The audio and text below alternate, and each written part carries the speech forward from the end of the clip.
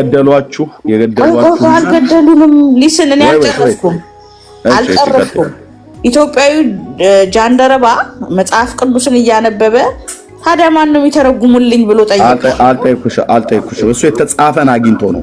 የተጻፈውን አምጪው በመጀመሪያ መርገም በማርያም ተሻርልን ብሎ የሚለውን አምጪና ከዛ ትርጓሜው አልገባ ብሎ ካለኝ ያነጋግረናል። ትርጓሜውን እኮ ለማስረዳት ቃሉ በቃልነት ዘሩ መጻፍ አለበት። የእናንተ እኮ ዘሩ የለም። ያ ኢትዮጵያዊ ጃንደረባ ኢሳይያስ 53 ስለተጻፈ ነው። ዘሩ አለ ተጽፏል። ዘሩ ማለት ቃሉ ማለት ቃል እግዚአብሔር ተጽፏል። ስለዚህ እያነበበው ነበር። የተጻፈውን አንብቦ ነው ለትርጉም እንኳን የቸገረው ማለት ነው። ትርጉም ራሱ በጣም እንዲሁ ተቀራራቢ ነው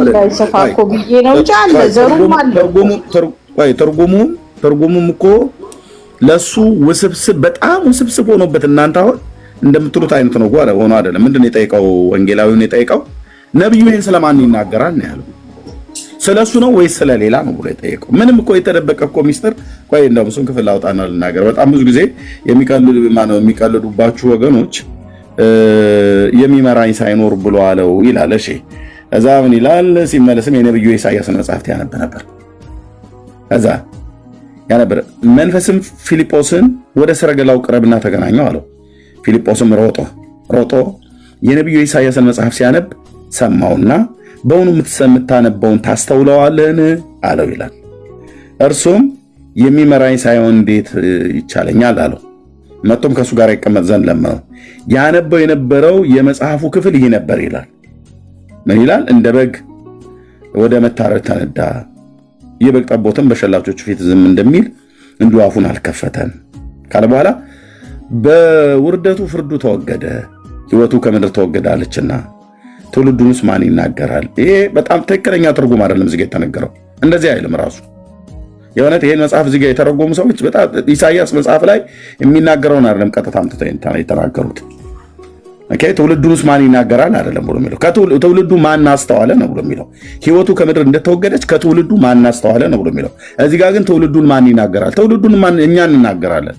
እስራኤላዊ ነው ትውልዱ፣ ከነገደ ይሁዳ ነው ትውልዱ፣ የዳዊት ልጅ ነው፣ የማርያም ልጅ ነው ትውልዱ፣ ቤተልሔማዊ የኤፍራታ ሰው ነው ትውልዱ፣ አይሁዳዊ ሰው እንደመሆኑ መጠን ማለት ነው። ጌታ ትውልዱንስ ማን ይናገራል ብሎ የሚል ይሄን ክፍል የተረጎሙ ሰዎችን ይተክላሉ ነው የምለው። ምክንያቱም ይሄን ክፍልና የኢሳይያስን መጽሐፍት ሄዶ ያየ የቃላቱ አቀማመጥ አንድ አይነት አይደለም። ኦኬ እሺ ጃንደረባውስ ለፊልጶስ መልሶ እባክህ አለው። በቃ አሁን ዋናዎች ናት። ጃንደረባው ኢትዮጵያዊ እኔና አንቺ አጎት ለፊልጶስ ለወንጌላዊ መልሶ እባክህ ነብዩ ይህንን ስለማን ይናገራል? ስለ ራሱ ነውን ወይስ ስለሌላ አለው። በቃ ይሄ ነው። ፊልጶስ በጣም ግልጽ ያልሆነለት ነገር ቢኖር እያነበበ ያለው ቃል ኢሳይያስ ስለ ራሱ አሟሟት ይሁን ስለሌላ ሰው አሟሟት ይሁን የሚናገረውን አላወቅም እና ስለማን ይናገራል ነው ለይልኝ ነገር ያለው። ነብዩ ስለ ራሱ ነው? ነብዩ ስለማን ይናገራል? ስለ ራሱ ነው ኢሳይያስ የሚናገረው? ስለ ራሱ አሟሟት ነው ወይስ ስለ ሌላ ነው የሚናገረው ነው ያለው። እናችን ቃል ያዙና የምታነቡት ሁሉ አይገባችሁም ብለው እነ መምሬ የተሰማን ቃል ያዛችሁ መጽሐፍ ቅዱስ አይገባችሁም ብለው የሚሉ እላችሁ ላይ ይቀልዱባችኋል። ጻዲ ያለሽ ድምጼ ይሰማሽ ነው ወይስ ስልክ ገብቶብሽ ነው? አይ ይሰማል፣ እየሰማው ነው። እሺ ስለዚህ ምንድነው ያለው? እዛ ጋር ጥልፍልፍ የሆነ ቃል አልነበረም የነበረው። የኢሳይያስ 53 ግልጽ የሆነ ንግግር ነው። ማንም እኔም ቢሆን አንቺም ብትሆኚ በዚያን ጊዜ ብናነበው የምንጠይቀው ስለ አንድ ሰው በግፍ እንደሚሞት ነው የሚናገረው ክፍሉ ማለት ነው። እሺ እርሚ እሱ ገባኝ። ታዲያ ሰዎች መጽሐፍ ቅዱስ ይዘው ለምን የተለያየ ሃይማኖቶች በዙ ትላለህ? ኖ እሱ ላይ አይደለም። እኔ አሁን በመጀመሪያ እችኛዋን መርገም በማርያም ተሻረልን ብሎ የሚለውን ጸዲ መጽሐፍ ቅዱስ ላይ የለም። አንቺም ቅድም እንዳልሽው ማለት ነው መጽሐፍ ቅዱስ ላይ የለም። መርገማችን የተሻረው ላሳይሽ።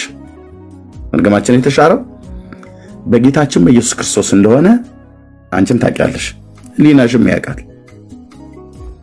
ኦኬ መርገማችን የተሻረው የቀደመ በደል ኃጢአታችን ዕዳችን የተከፈለው ነፍሱን በነፍሳችን ምትክ ቤዛ አድርጎ የሰጠ ዘመጦ ርእሶ ቤዛ ኩሉ ነፍሱን ስለ ብዙዎች ቤዛ ሰጠ ይላል። ይህንን ያደረገው ከጌታችን ከመድኃኒታችን ከኢየሱስ ክርስቶስ በስተቀር በላይ በሰማይ በታች በምድር በመላእክት ዓለም በሰው ልጆች ዓለም አልተወራም፣ የለም። ካለም ያ የሚወራው ነገር እልም ያለ አጋንንታዊ ትምህርት ነው። ምክንያቱስ የኢየሱስ ክርስቶስ የጌታችን ቤዛነት አለበቃ ብሎት ሌላ ቤዛ ለማቋቋም የከጀለ ክጃሎት ያለው ሰው ነው ማለት ነው። ይሄ አይነት ሰው ደግሞ ከእግዚአብሔር ዓለም የራቀ ሰው ነው።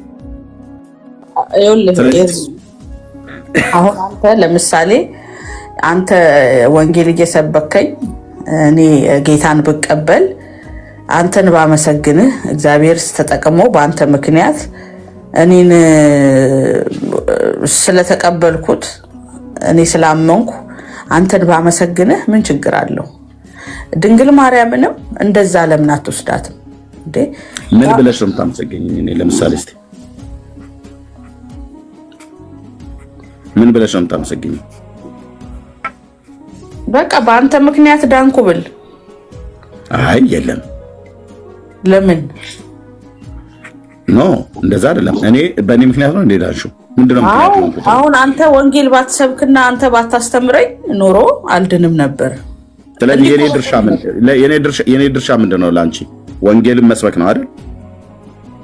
አዎ እኮ ወንጌል ሰበከኝ ዳንኩ። ስለዚህ አንተን ባመሰግን ወንጌልን መስበክ የኔ ድርሻ ኦኬ፣ ወንጌልን መስበክ ነው። አንቺ የምትድኝበትን የቤዛነትን ስራ ግን እኔ ሰርቼልሻለሁ።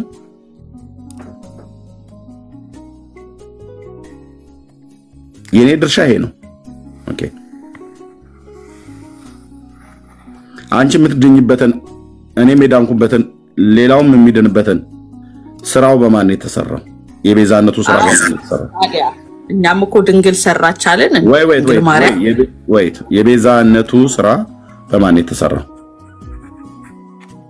እሱ በክርስቶስ እኮ ነው። እሱ እኮ እኛ እንደምናምን አንተም ታውቃለህ እኮ።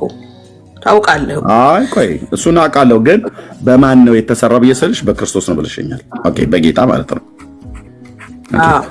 እናንተ ጋር ግን የቤዛነቱ ስራ በክርስቶስ ብቻ ተሰራ ብላችሁ አታምኑም። ሲደመር በማርያም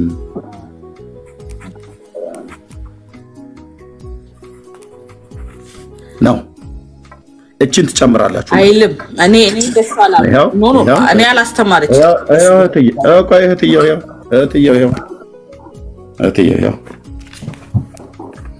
የሰኞ ውዳሴ ማርያም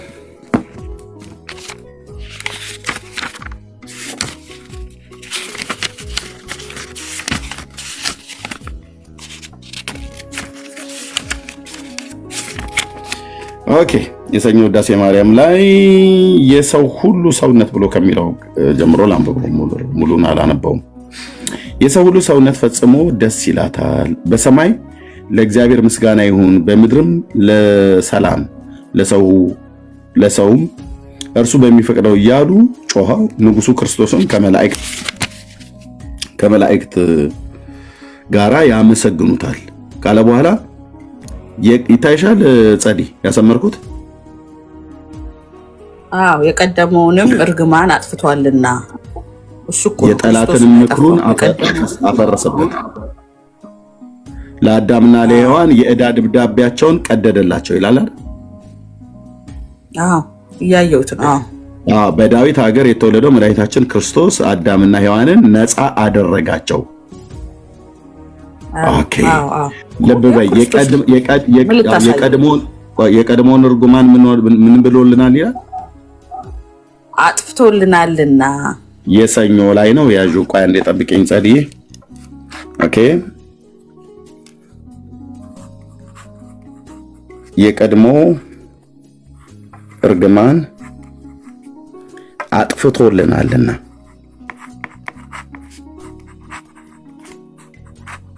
ኦኬ፣ እሺ፣ የሰኞ ማለት ነው ውዳሴ ማርያም። ኦኬ፣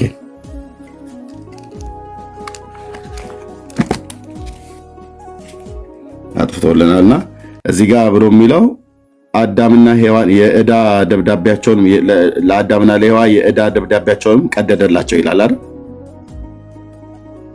አዎ የዕዳ ደብዳቤያቸውን ቀደደላቸው እዚሁ ክፍል ላይ የዕዳ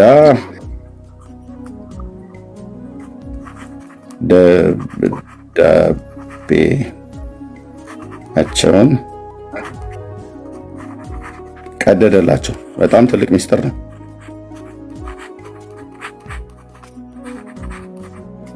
ኦኬ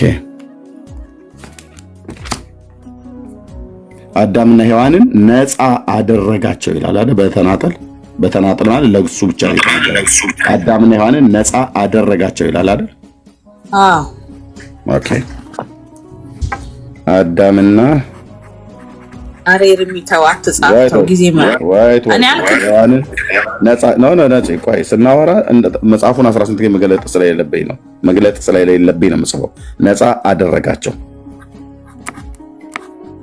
በጣም ትልልቅ ኃይለ ቃላት ነው የተጻፉት፣ በጣም ደስ የሚሉ። ኦኬ የዕዳ ደብዳቤያቸውን ቀደደላቸው፣ የቀድሞውን እርግማን አጥፍቶልናል። ኦኬ የሰኞ ውዳሴ ማርያም ማለት ነው። የሐሙሱ ላይ እንሄዳለን። የሐሙስ ውዳሴ ማርያም ላይ አምላክን የወለድሽ እመቤታችን ሆይ ሁላችን ምን እንልሻለን ይላል? እናገንሻለን ማለት ምን ማለት ነው? ከፍ ከፍ እናረግሻለን፣ እናወድስሻለን እንደማለት። እሺ ስለዚህ እናገንሻለን ማለት ነው። ያው ከፍ ከፍ በትክክል የተረጎምሽው ከፍ ከፍ እናደርግሻለን አላችኋት እናንተ። ኦኬ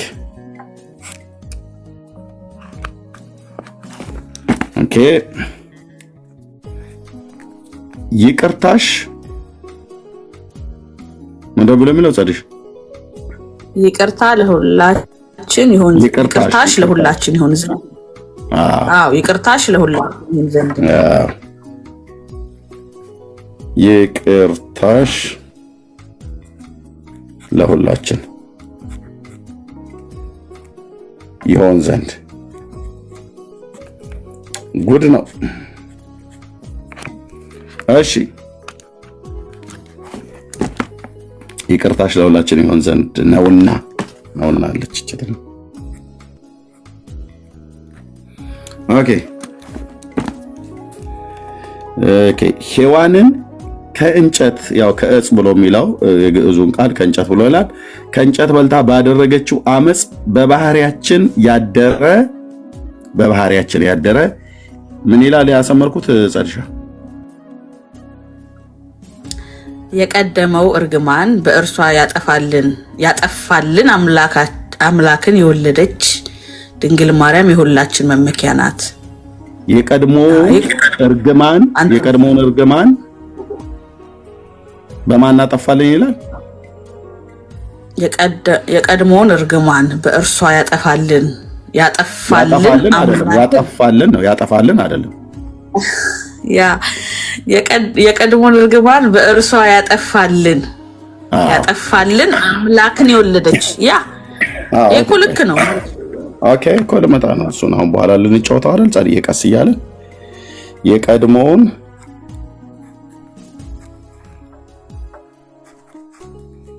እርግማን በእርሷ ያጠፋልን አይደል? ኦኬ የቀድሞው እርግማን በእርሷ ያጠፋልን። የቀድሞው እርግማን በእርሷ ያጠፋልን አምላክን የወለደች ድንግል ማርያም የሁላችን ምን ማለት ይችላል? መመኪያ ናት። የሁላችን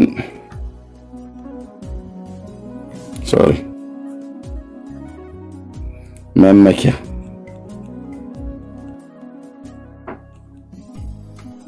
ናት ይላል። እሺ እንግዲህ ያትዬ ውዳሴ ማርያም የሰኞ ውዳሴ ማርያም ላይ የቀድሞውን እርግማን አጥፍቶልናልና ይላል። የሰኞ ውዳሴ ማርያም ላይ የዕዳ ደብዳቤያቸውንም ቀደደላቸው ይላል። አዳምና ሔዋንንም ነፃ አደረጋቸው ብሎ በተናጥል ለእርሱ ነው የሚሰጠው። ነፃ ማድረግን አደረጓቸው ቢል ማርያምንም ኢንክሉድ ያደርግ ነበር። እዚህ ክፍል ላይ ግን በነጠላ ነው የጻፈው። አደረጋቸው። የዕዳውንም ደብዳቤያቸውን ቀደዱላቸው ቢሆን ለማርያም ጭምር ኢንክሉድ ያደርግ ነበር፣ ግን በተናጠል ነው የጻፈው። ይሄ ራይት ነው ማለት ነው። እውነት ስለሆነ ከመጽሐፍ ቅዱስ ጋር የሚስማማ ስለሆነ ኦኬ። አሁን የቀድሞውን እርግማን አጥፍቶልናልና ይላል። ያው በወንድ አንቀጽ ነው የጻፈው፣ ለሱ ነው አጥፍተውልናልና ብሎ ቢል ሁለቱንም ኢንክሉድ ያደርግ ነበር፣ ግን አላደረገም። በነጣላ ነው የጻፈው። ትክክል ነው። የቀድሞ እርግማን አጥፍቶልናልና በእርሷ ያጠፋልን። አሁን በሐሙስ ውዳሴ ማርያም ላይ የቀድሞውን እርግማን ተመሳሳይ የሆነውን ማለት ነው። እዚህ ጋር አጥፍቶልናል ይላል፣ እዚህ ደግሞ በእርሷ ነው ያጠፋልን ይላል።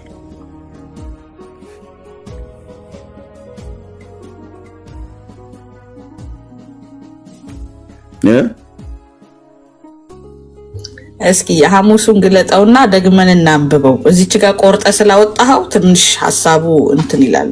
ሙሉን ላንብበው፣ ክፈተውና የቀድሞ እርግማን በእርሷ የጠፋልን። እንዲማ መቆረጥም አይሆንማ። አምላክን የወለደች እመቤታችን ሆይ ሁላችን እናገንሻለን፣ ይቅርታሽ ለሁላችን ይሁን ዘንድ ነውና። እሱ ጋማ ገና ልመጣ ነው። ግን የቀድሞ እርግማን በእርሷ የጠፋልን ነው የሚለው አይደል? መያያዝ አለበት። ይርሚ ከተቆረጠ ሌላ ሐሳብ ነው የሚመስለው ለሰው። ችግር የለም። ያው አብሬ ስላነበብኩት ብዬ ነው። እሺ ቀጥይ ጸድሽ። በደንብ ወደኋላ አድርግልኝና ላንብበው። ኦኬ። አምላክን የወለደች እመቤታችን ሆይ ሁላችን እናገንሻለን፣ ይቅርታሽ ለሁላችን ይሁን ዘንድ ነውና ሔዋን ከእንጨት በልታ ባደረገችው አመፅ በባህሪያችን ያደረ የቀድሞውን እርግማን በእርሷ ያጠፋልን። በእርሷ የጠፋልን አምላክን የወለደችልን በእርሷ የጠፋልን ያጠፋልን ችግር ነው። ያጠፋልን ለማለት ነው። ኔትወርክሽን አሳኪው። እሺ አሁንስ? አሁን ጥሩ ነው። አሁን ይሰማል? አሁን ይሰማል። አዎ ያጠፋልን ለማለት ነው። የታይፕ ችግር ነው። የጠፋልን የታይፕ ችግር ሊሆን ይችላል ኤርሚ። ምክንያቱም የጠፋልን አምላክን የወለደች እንደዚህም ቢሆን ስህተት ነው አልልም። ለምን መሰለህ? በእርሷ የጠፋልን እስቲ ትንሽ ራቅ አድርገው። ግማሹ እኮ ነው የሚታየኝ። አርቀው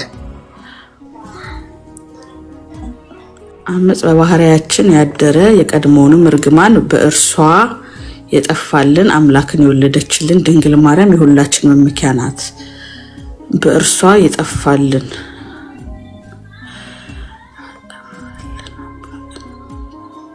ጨርሹ። ከዛ እስከዚህ ድረስ እስከጣት ድረስ መጪ ስለ ሔዋን የገነት ደጅ ተዘጋ፣ ዳግመኛ ስለ ድንግል ማርያም ተከፈተልን ይላል።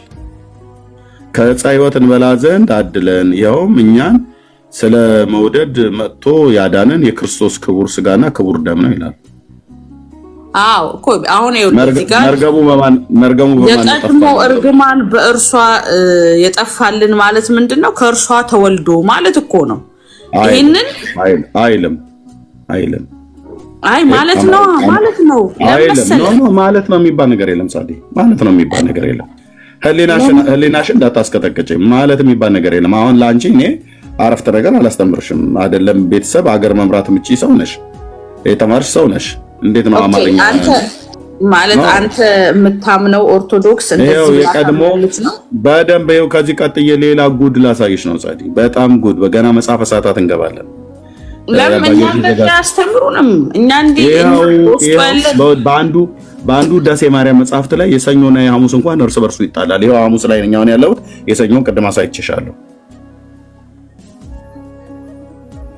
ይሄንን እናምናለን እኮ በድንግል ማርያም ምክንያት እንደታምናላችሁ። መጽሐፍ ቅዱስ ግን አሁን ለምሳሌ እዚህ ጋር ከዚህ ጋር ልጀምርልሽ ከመጨረሻው ማለት ነው። ማርያም የሁላችንም ምንድን ናት ይላል? እናት ናት። ኖ እዚህ ጋር የተጻፈውን ቃሉ ንገሪ።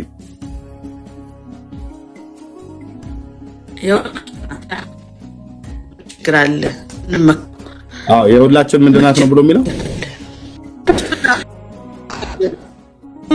ጻዲ። ኔትወርክሽ ጥሩ አይደለም። አንድ ቦታ ሆኝና በደንብ አውሪ። የእናንተ ክርስትና ምን ችግር አለው ነው? በምን ችግር አለው ላይ የተመሰረተ ማለት ነው። መመኪያ ናት። የሁላችን መመኪያ ናት። ቴንክ ዩ አንዴ ጠብቄ። የሁላችን መመኪያ ናት ይላል። ኦኬ መጽሐፍ ቅዱስ የሚመካ በማን ነው የሚመካ ብሎ ያለው ጻዲ? መጽሐፍ ቅዱስ በእግዚአብሔር ይመካ። አይጋጭም እኮ ይሄ ታዲያ። ኦኬ አንዴ ጠብቀኝ።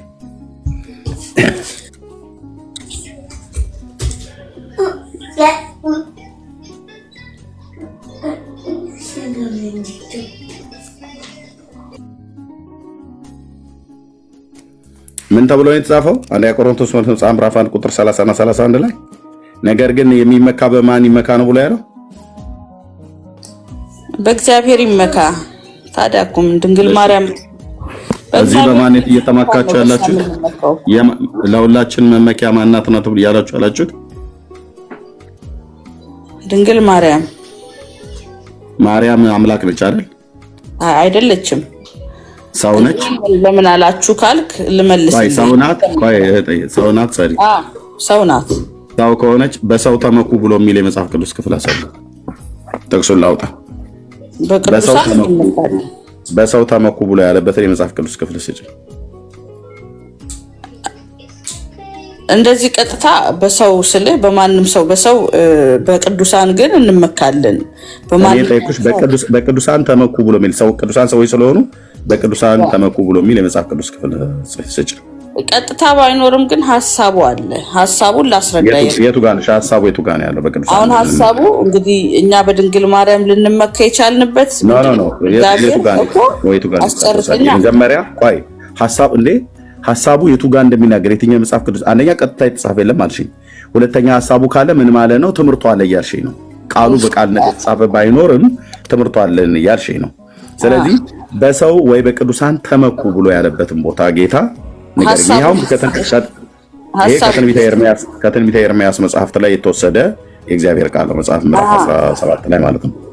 ቅዱሳን የእግዚአብሔርን ቁጣ ሲያበርዱ መጽሐፍ ቅዱስ ላይ ተጽፏል። ኖ እኔ ያልኩሽን የእግዚአብሔርን ቁጣ ስለማብረድ አይደለም።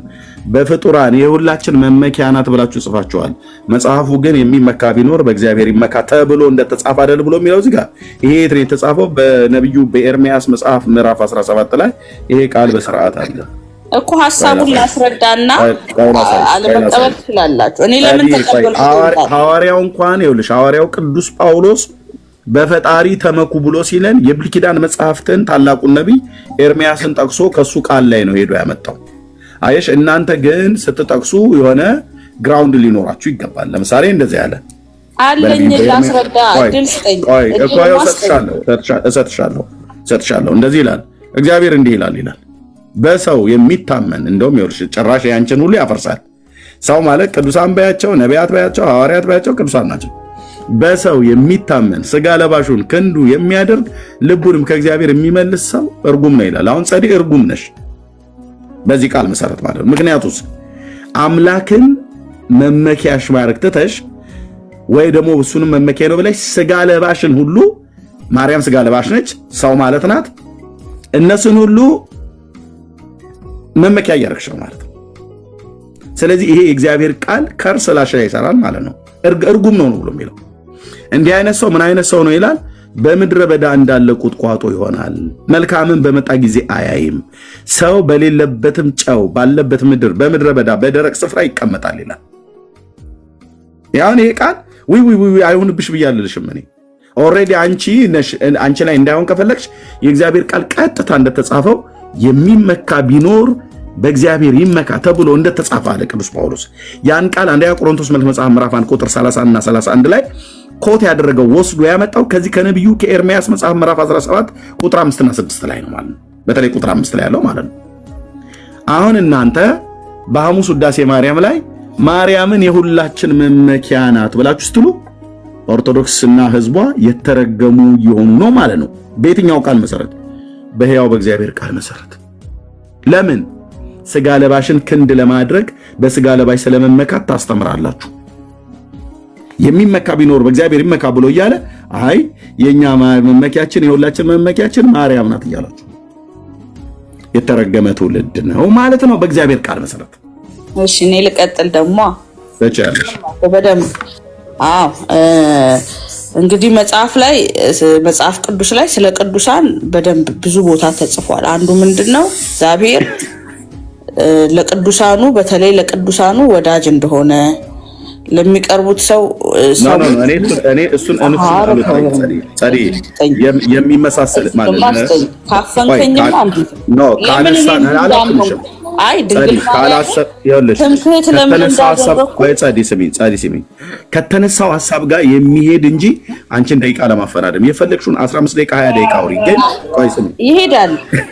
ቆይ ጸዲ እኔ ጥያቄ እግዚአብሔር ቅዱሳንን አይወዳቸውም ይወዳቸዋል አይደል? ስለወደዳቸውም አመረጣቸው። ኦኬ ስለወደዳቸውም አከበራቸው። የጌታ መውደድ እነሱን ቅዱሳን ብቻ ሳይሆን ሰውን ሁሉ ነው የወደደው። በተለይ ደግሞ እሱ ላይ ያገለገሉት አገልጋዮች ከናቱ ጀምሮ ስለወደዳት መረጣት፣ ስለወደዳት ተወለደባት። ኦኬ ጌታ ይወዳታል፣ ጌታ ይወደናል፣ ጌታ ይወዳቸዋል። ቅዱሳንን ጌታ ይወዳቸዋል አይወዳቸውም የኛ ጥያቄ አይደለም። የኛ ጥያቄ በሐሳቡ ላይ በተነሳው ላይ የሚመጥን መልስ ስጪ ማለት እኮ።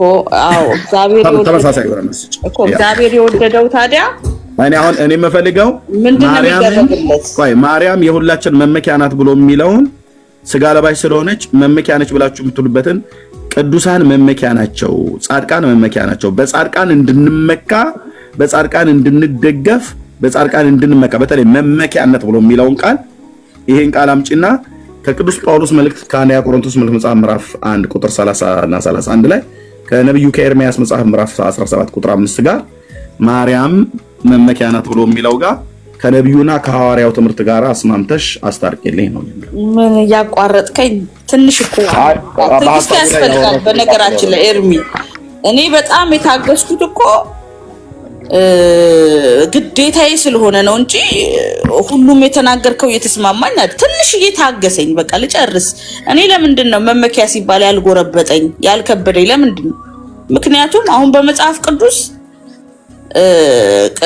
ሙሴ እንዴት እንዳስማራቸው እስራኤላውያንን አይተናል። እነሱን ከምታጠፋ እኔ ከሕይወት መጽሐፍ ሰርዘኝ እያለ ምክንያቱም ይሰማል። እግዚአብሔር ከማንም በላይ ቅዱሳንን ይሰማል። የጻድቅ ሰው ጸሎት በስራው ኃይል የኔ ጥያቄ አይደለም ጸዲ ምንድነው የምታወራው? መካባት እኮ የኔ ጥያቄ ጸዲ ፕሊዝ ጥያቄ መመኪያ ይሁኗችሁ ወይ ደግሞ መመኪያ ናቸው ብሎ ቅዱሳን ሰዎችን ማለት ነው ያለበትን የእግዚአብሔርን ቃል አሁን ለምሳሌ ሙሴ ለእስራኤል ልጆች መመኪያ ነው ብሎ የተባለበት የተጻፈበት ክፍል ካለ አምጪ። ከመመኪያም በላይ አምላክ አድርጌ ሾመሃል የት አለ? ለእስራኤል ልጆች መመኪያ ነው ብሎ የሚል የት አለ? ተመኩበት በሙሴ ብሎ ያለበት ቦታ አምጪ።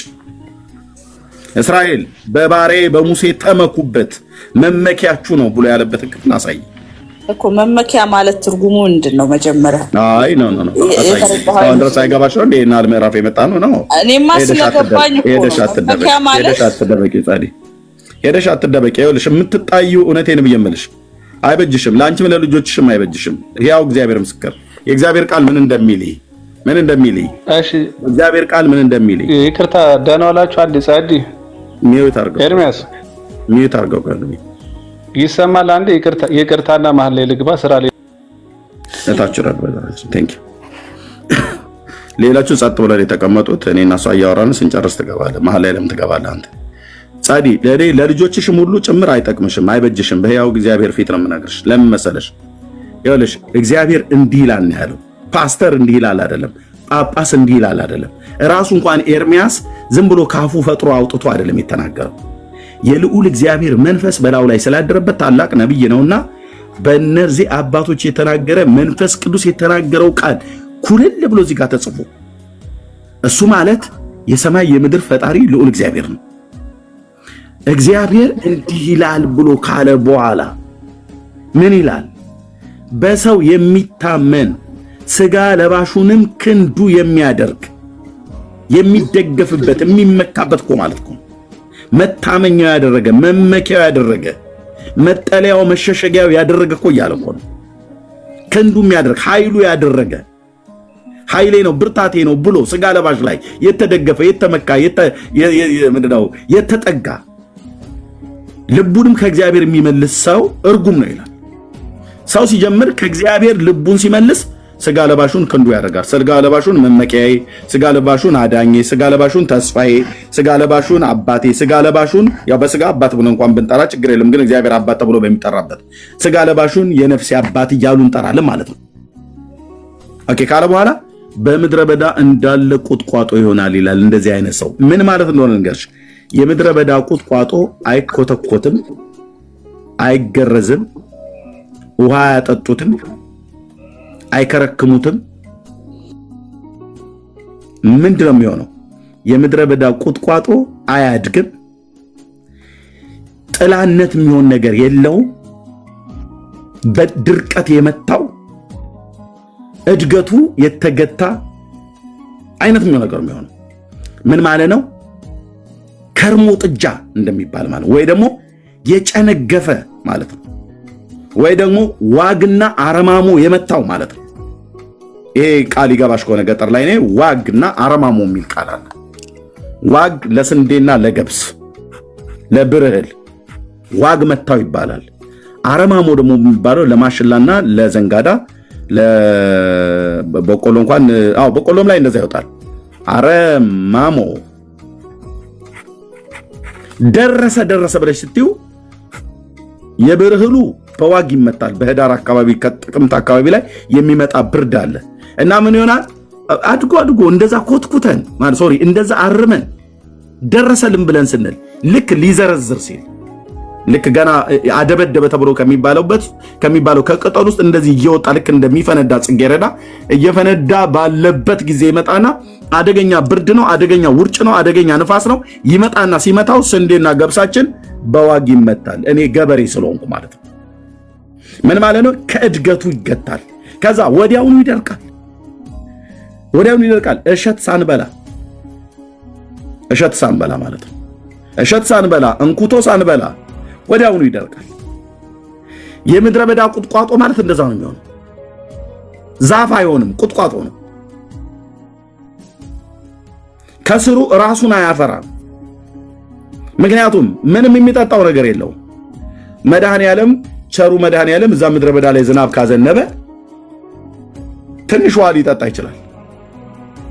ራሱን በራሱ እንኳን አይተካም። የምድረ በዳ ቁጥቋጦ የደረቀ ይሆናል ማለት ነው።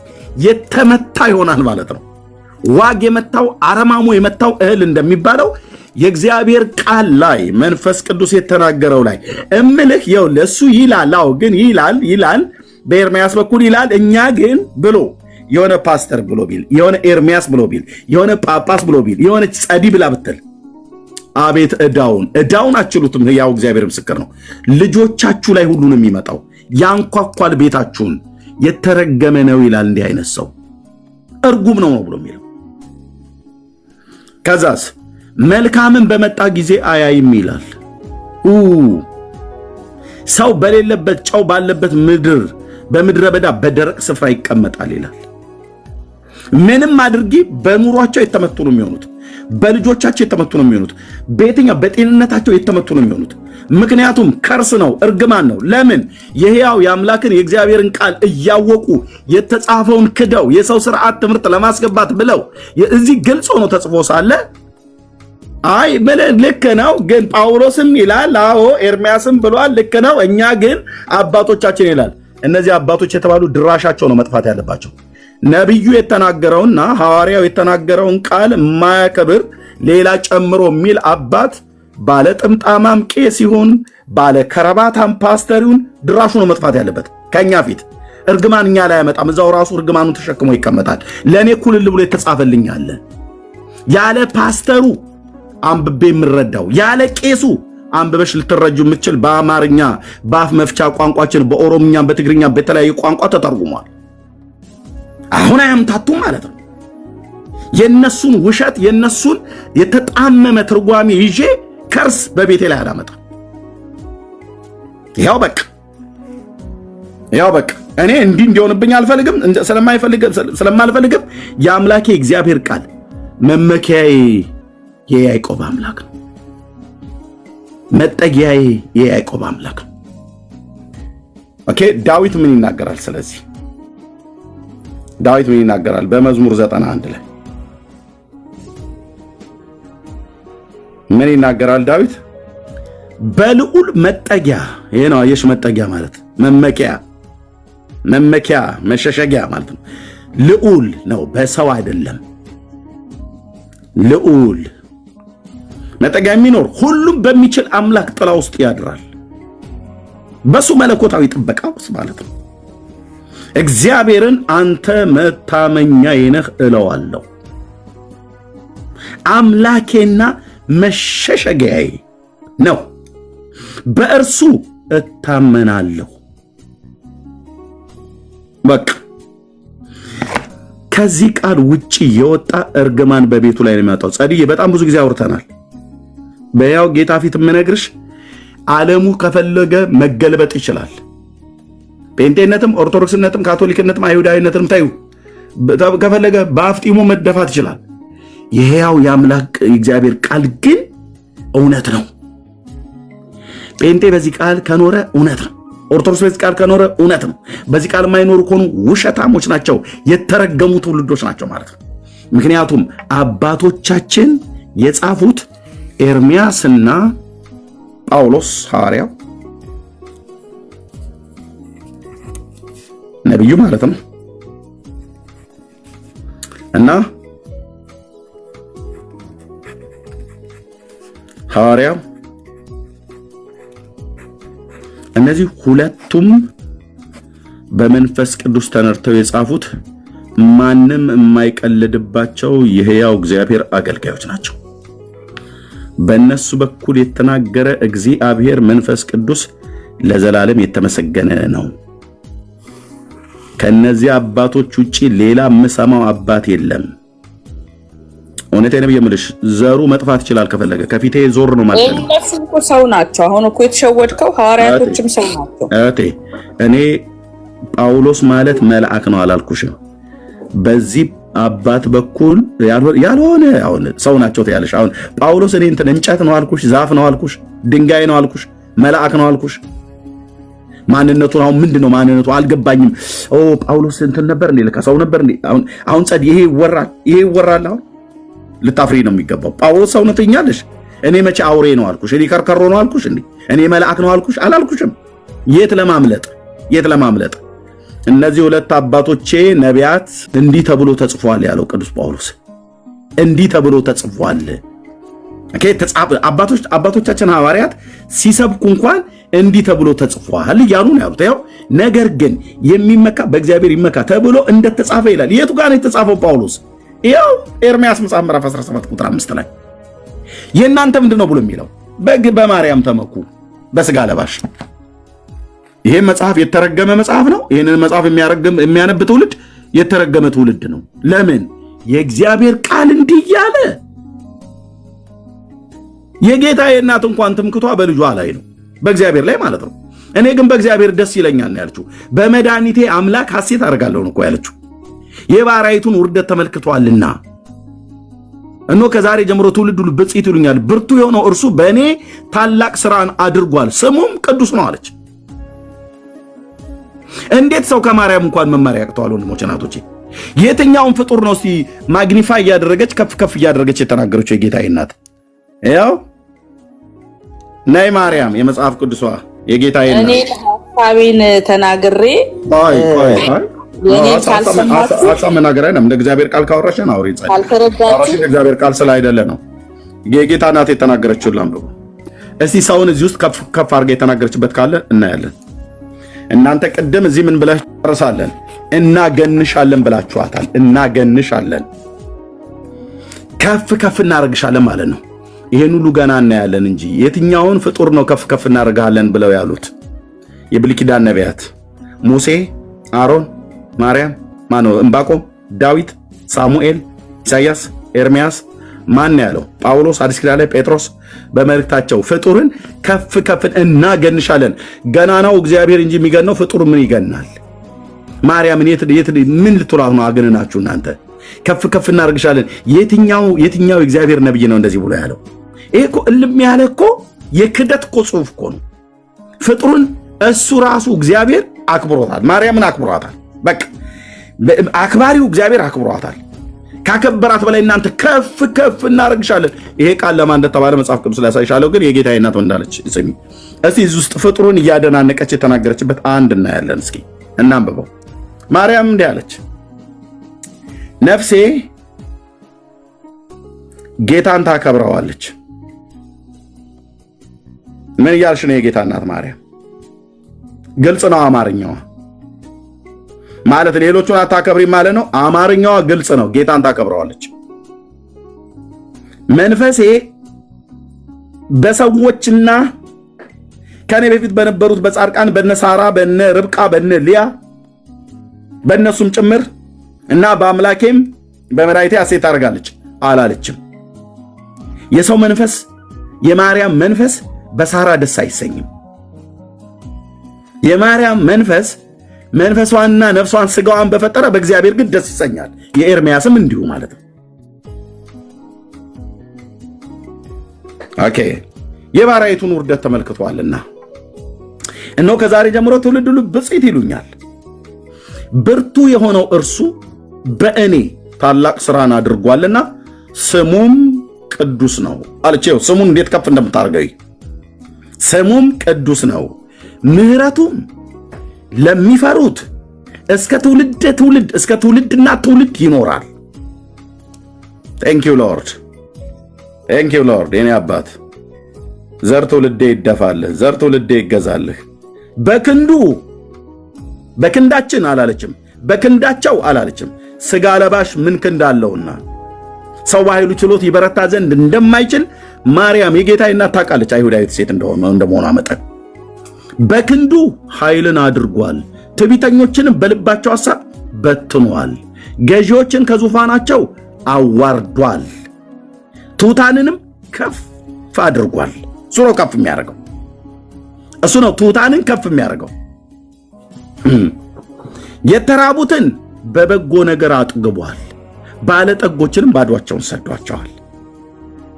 ለአባቶቻችን እንደተናገረ ለአብርሃምና ለዘሩ ለዘላለም ምሕረቱ ትዝ እያለው እስራኤል ብላቴናውን ረድቷል አለቻ። የት አለ ፍጡሩን ሲዝ ውስጥ ያገነነችበት? ፍጡር ሆይ እናገንሃለን። ሳሙኤል ነቢዩ ከፍ ከፍ እናረጋሃለን። ሙሴ የተመሰገንከው ታላቁ ነቢይ በአንተ ደስ ይለናል። ኤልያስ መንፈሴ በአንተና በመንፈስህ ላው ላይ ባለ ደስ ይለኛል አለች። አላለችም። የጌታ አይነት ዳዊት አባቴ ዳዊት እንደውም የሱን ቀጥታ አምጥታ የተናገረችውን ላሳይሽ። መንፈሴ በአምላኬና በመድኃኒቴ አለች። በመድኃኒቴ ከአባቷ ከዳዊት ቀጥታ የወሰደችው ማለት ነው። ቀጥታ እንዲህ ነው። አባትና ልጅ ይመሳሰላሉ ማለት ነው። ምን አለ አባትየውስ? እግዚአብሔር ብርሃኔና መድኃኒቴ። ልክ ማርያም የተናገረችው አይነት ማለት ነው። መድኃኒቴ ነው። የሚያስፈራኝ ማን ነው? እግዚአብሔር የሕይወቴ መታመኛዋ ነው። የሚያስደነግጠኝ ማን ነው? ማን ነው መታመኛህ? እግዚአብሔር። ብርሃን ማን ነው? እግዚአብሔር። መድኃኒትስ ማን ነው? እግዚአብሔር። እረኛስ ማን ነው? እግዚአብሔር። አሁንስ ተስፋዬ ማን ነው ይላል? እግዚአብሔር አይደለም? ምን ይላል? እግዚአብሔር። በሕያዋን ምድር መጠጊያዬ ማን ነው ይላል? እግዚአብሔር። እግዚአብሔር እግዚአብሔር። ክፉዎች አስጨናቂዎች ጠላቶቼን ይበሉ ዘንድ በቀረቡ ጊዜ እነሱ ተሰነቃከሉ፣ ወደቁ። ሰራዊትም ቢሰልፍብኝ ልቤ አይፈራም። ለምን? እግዚአብሔር እዛ ብርሃኔና መድኃኒቴ ነው ብሏል፣ እረኛዬ ነው ብሏል። ሰልፍ ቢነሳብኝ ከዚህ ተማመነ፣ በዚህ ተማመናለሁ። እግዚአብሔርን አንዲት ነገር ለምንኩት፣ እርሷንም እሻለሁ፣ በሕይወቴ ዘመን ሁሉ በእግዚአብሔር ቤት ለዘላለም ኖር ዘንድ፣ እግዚአብሔርን ደስ የሚያሰኘውንም አይ ዘንድ፣ መቅደሱንም እመለከት ዘንድ። በመከራዬ ቀን በድንኳኑ ሰውሮኛልና፣ ንጉሡ ለዘላለም ስም ከፍ ይበል። በድንኳኑ መሸሸጊያም ሸሽጎኛልና፣ በዓለት ላይ ከፍ ከፍ አድርጎኛልና። እሱ ነው፣ አየህ፣ እግዚአብሔር ነው ሰዎችን ከፍ ከፍ ከፍ የሚያደርገው። እኛ ሰዎችን ከፍ ከፍ አድርጎ አልተባልንም። እግዚአብሔር ከአመድ ከትቢያ ያነሳል፣ ከፍ ከፍ ያደርጋል ሰዎችን። ልክ የጌታዬን እናት ማርያምን ከፍ እንዳደረጋት፣ ዳዊትን ከፍ እንዳደረገው ከፍ ያደርጋል እግዚአብሔር ማለት ከፍ ያደርጋል። እነሆ አሁን በዙሪያ ላሉ ጠላቶቼ ላይ ራሴን ከፍ ከፍ አደረገ። በድንኳን የእልልታ መስዋዕትን ሰዋው፣ ለእግዚአብሔር እቀኛለሁ ዘምራለሁ ይላል። አቤቱ ወደ አንተ የሚጮሁትን ቃሌን ስማኝ፣ ማረኝም አድምጠኝም። አንተ ፊቴን እሹ ባለ ጊዜ አቤቱ ፊትህን እሻለሁ፣ ልቤም አንተን አለ። እንዲህ እያለ ይላል። ይሄስ መጽሐፍ እርግማን ያስተምራል። ምን እያለ? ማርያም የሁላችን መመኪያ ናት እያለ ማርያም የሁላችን ምንድን ናት? መመኪያ ናት። ጳውሎስና ኤርሚያስ ምን ይላሉ? እግዚአብሔር ነው መመኪያችን።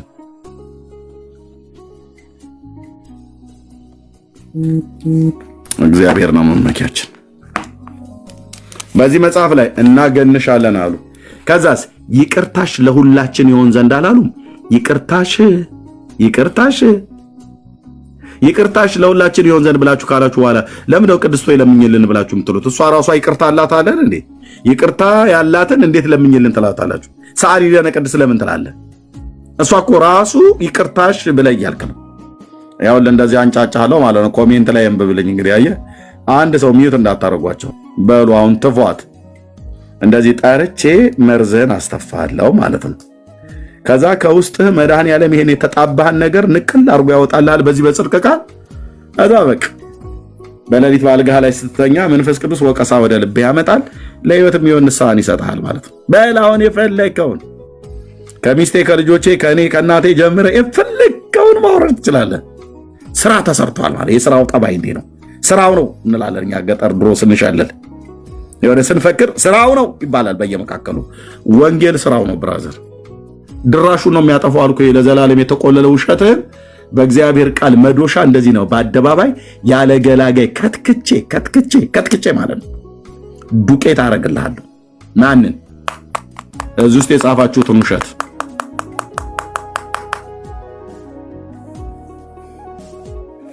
አሁን ገብቶ የሚያስጥል እስቲ እነኝህን መጽሐፍት የሚያስጥል ይግባ ማለት ነው። የሚያስጥል ማነው? እጁን የሚያወጣ ማለት የሚያስጥል ማለት ተሟግቶ ተከራክሮ የነብዩ የኢሳያስን መጽሐፍት የነብዩ ኤርሚያስን መጽሐፍ እና የቅዱስ ጳውሎስን መጽሐፍ ሐሰተኛ አድርጎ ውዳሴ ማርያምን እውነተኛ ሊያደርግ የሚችል ሰው ይግባ። ኦኬ፣ ቅድም የገባው እሺ፣ ጥሩዬ ቆይታለች። እሺ፣ ሲሳይ ሰላም ላንተ ይሁን።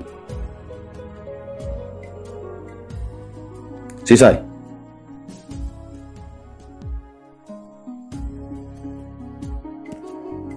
እሺ፣ ጥሩዬ ነው ከላይ ያለሽው ቆይተሽ ነበረ ገስት ላይ ይቸሻለሁ።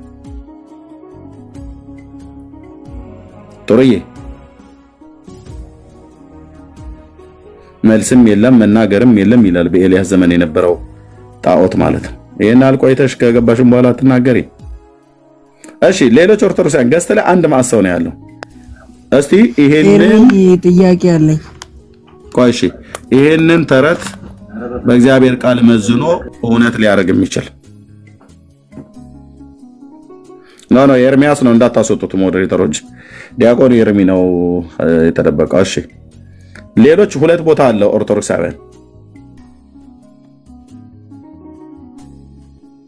አለ 7 ቁጥር ይጻፍልኝ አስገባዋለሁ።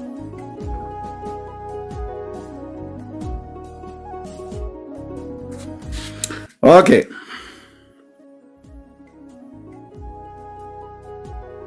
ኤርሚ ወጣህ ምንድነው? ይሄው ማንም ገላጋይ በሌለበት እታች መርዛጃውን ይተፋፉ ነበር ቀደም። አቤት ምን እንደሚል ታውቃለህ?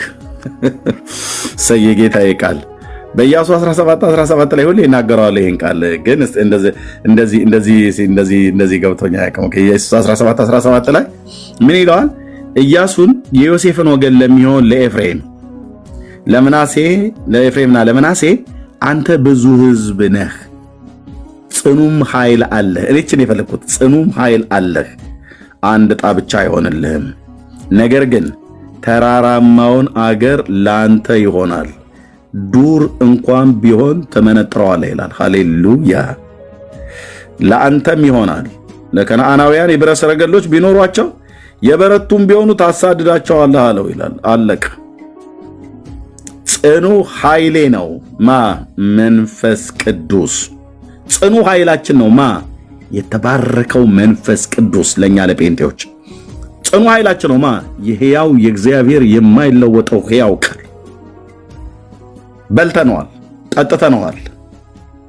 እሱን ጠጥተን ነው ቃል እግዚአብሔርን በልተን ቃል እግዚአብሔርን ጠጥተን ነው መተና የዚህ የምናወራው ማለት ነው።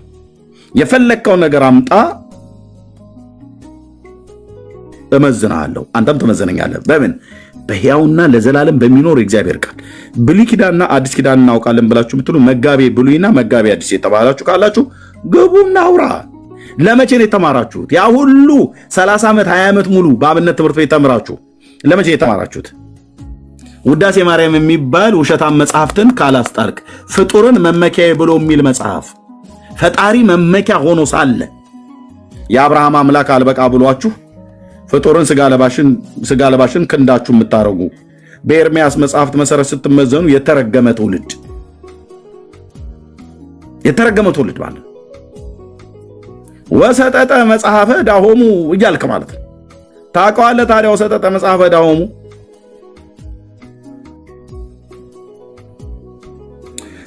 ጻዲ ለምን ወረድሽ? እታች ወርደሽ 18 ሰው ልኮልህ። እኔ የወንጌል አማኞች ናቸው አብዛኞቹ። ኦርቶዶክሳዊ የሆነ 7 ቁጥር ይጻፍልኝ ገስት ላይ ያስገባለሁ ኮሜንት መስጫ ላይ። አቤት የለም እንደ ሰነፍ ሴት አሰሩንም እንክርዳዱንም ሲናሩንም ስንዴውንም አብሮ ፈጭቶ እንደሚበላ አሁንም እንደዚህ የለም። እንዴለም ስለ ወንድምዬ መድኃኒዓለም ክርስቶስ ምስክሬ ነው። ከዚህ በኋላ የቀለዱ ፓስተሮች እንኳን ቢኖር ከዚህ በኋላ አንድ ጴንጤ አይቀልድም ከኔ ጀምሮ። አንድም አልኩ ኤርሚያስ ቀልዳለሁ ብሎ ቢል አንድ እርምጃ የማያራምዱ ጴንጤዎች ናቸው ያሉት። ማለት ይይዟል። እዚሁ ማይኩን ይከፍቱና ጩኸት ይጀምራል። እዚሁ ይጀምሩላል። ዳጊ ይጀምራል፣ ዳንዬ ይጀምራል፣ ሆሲ ትጮኻለች። ዝጋው፣ ኮሜንት አጥፋ። ከየት ላይ ያመጣው ነው ብለው የሚጥሉ ይሄና መብት አላቸው። ለምን? እግዚአብሔር አባታቸው ነው። ይሄ እግዚአብሔር ያምላካቸው ቃል ነው። መልሰውን አንብበው። ከየት ነው ያመጣው? ከየት ነው ያመጣው? የጨመርኩት ቃል ካለ ከየት አምጥተን የጨመርከው ይባላል። እንደተጻፈው ትሰብካለህ። ካልሆነስ እንደተጻፈው የማይሰብኩ ፓስተሮች፣ የማይሰብኩ ጳጳስ፣ የማይሰብኩ ራብ የማይሰብኩ ቄሶች፣ መምህራን የዘመናቸው ቁጥር አጭር ነው የሚሆነው። ታማኝ አገልጋይ አይደሉም ለእግዚአብሔር ቃል። ስለዚህ የሰራዊት ጌታ እግዚአብሔር ራሱ በሚሰሟቸው ሰዎች ፊት ሞገስ አሳጥቶ በዘመንኛው ንግግር ዝምባም አድርጎ ማለት ነው። የዘመን ቁጥር ያልቃል። አገለገልኩ ብለህ ትላለህ፣ በእግዚአብሔር ፊት አክሊል አይሆንልህም። እግዚአብሔር አምላክ በባሪያዎቹ በነቢያትና በሐዋርያቱ የተናገረውን የሁላችን ጌታ የሆነው ኢየሱስ ክርስቶስ የተናገረው ቃል ላይ ጨምረሃል፣ ቀንሰሃል። አንተ ታማኝ አገልጋይ አይደለም። ታማኝ አገልጋይ አይደለም። በደንብ አድርገን ነው አልኩ። በወንጌሉ በትር ጀርባህን ነው የምንልህ። አስተኝተን አስገብተን ቲክቶክ ላይ ያው በወንጌሉ በትር ማለት ነው። በወንጌሉ በትር ጀርባህን ቁርጭምጭሚት ሁሉ ከታች እስኪደቅ ድረስ እናደቅሃለን፣ እንፈጭሃለን ማለት ነው። ምክንያቱስ የእግዚአብሔር ቃል ከሁሉ በላይ ነው። እሳቸው ሊቀ ሊቃውንት ጉዳዩ ነው አልኩ። እሳቸው እኮ ፓስተር ናቸው። ኤርሚያስ ምን ነካ? ቸርች ስንት ከፍተው ጉዳዩ ነው ስልህ ጉዳዩ ነው። ናና ኢያሱ እንደተናገረው እንደጻፈው ንገረን። ኤርሚያስ እንደጻፈው ንገረን። ጳውሎስ እንደጻፈው ንገረን። ኢየሱስ እንደጻፈው ንገረን። ካልሆነስ ዞር በል፣ ጥግህን ያዝ። ጥግ ዘማዊና ጠማማ ትውልድ፣ ልቡ በአምላኩ በእግዚአብሔር ያልታመነ አለ። ዘማዊና ገልበጥ ባጣ ትውልድ፣ ከዚህ ዘማዊና ጠማማ ትውልድ ዳኑ ይላል ጴጥሮስ። የመጽሐፍ ቅዱስ እውነት እንምነግርህ ከዚህ ዘማዊና ጠማማ ትውልድ ዳኑ ብሎ በብዙ ቃል መከራቸው ይላል። በአምላኩ በእግዚአብሔር ቃል ላይ የሚዘሙት ሌላ ነገር የሚያወራ ዝሙት ማለት ከሴት ከህጋዊ ሚስት ውጪ ወጥተህ ከሌላ ጋር የምትማግጠው ማለት ነው። ልክ እንደዚሁ መንፈሳዊ ነገር አስተምራለሁ ብለህ የምታወራው ግን እንደ እግዚአብሔር ቃል አይደለም። ከቃሉ ውጪ ወጥተህ ከሌላ ነገር ጋር ሄደህ አምጥተህ ግልሙት ላልታስተምረን ማለት ነው። ንገረን የተጻፈውን እግዚአብሔርን ቃል። ካልሆነ ዞር በል፣ ካልሆነስ ዞር ያረጋል ስለ መድኃኒዓለም። እፊታችን አትቆሙ። በዚህ ትውልድ ፊት ለወደፊት እኔም ራሱ እንኳን እንደተጻፈው ካልተናገርኩ በዚህ ትውልድ ፊት አልቆምም። አያቆመኝም ራሱ እግዚአብሔር። ምክንያቱም ቀጣፊ ኮንክ ያስወግዳል። እንደተጻፈው የማታስተምር ከሆነ ራሱ የቃሉ ባለቤት እግዚአብሔር ያስወግዳል አልኩ። የምናገርበትን የውስጤን ሞቲቭ ያውቃል እግዚአብሔር አልኩ። አሁን ማንንም ለማክበር፣ ማንንም ለማዋረድ፣ ማንንም ለመዘርጠጥ ብዬ አይደለም። አየህ፣ አትንካ። ይሄ ለኛ ቀይ መስመራችን ነው ብራዘርዬ። እዚህ ላይ አትንካ። እዚህ ላይ ወጥተህ አትሞነጫጭር። እዚህ ላይ አትጨምር አትቀንስ ብራዘር፣ አትጨምር አትቀንስ። እኔ ጨማሪ፣ እኔ ቀናሽ፣ አንተ ጨማሪ፣ አንተ ቀናሽ እንድትሆን አልተጠራንም። ጨምራለሁ ብለህ ካልክ በዚህ መጽሐፍት ውስጥ የተጻፈ መቅሰፍትን ይጨምርብሃል የሰራዊት ጌታ እግዚአብሔር። በቤታችሁ እርግማን ያመጣል አልኩ።